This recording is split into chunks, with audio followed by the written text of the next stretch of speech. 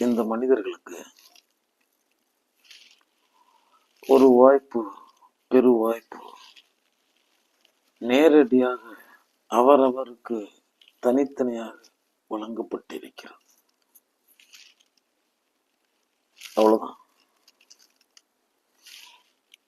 அந்த மெய் அறிதலுக்கு ஆதாரமா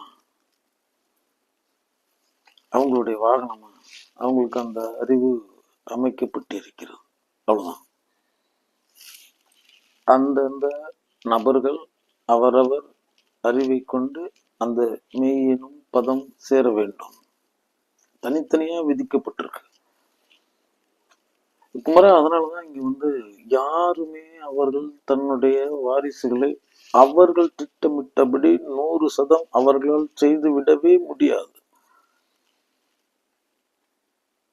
முயற்சித்து பார்த்தா 100% தோல்வி அடைவாங்க. என்ன காரணம் அப்படின்னா, இந்த களத்தினுடைய தன்மையை புரிஞ்சுக்கணும். மூல நிலவு ஒன்று, அந்த முழு நிலவு இங்க இருக்கும் 3000 கோடி குளங்கள்லயும் தனித்தனியா காட்சி கொடுக்குது. ஆனா ஒன்றுதான் நிலவு. அப்ப அதனுடைய மூல காட்சி இந்த குலத்திற்கு சொந்தம். அந்த நிலவு தன்னை காட்டும் வரை அதே போல இங்க ஒரு ஏக வாய்ப்பு அளிக்கப்பட்டிருக்கிறது. ஏக வாய்ப்பு, எல்லோருக்கும் ஒரே வாய்ப்பு.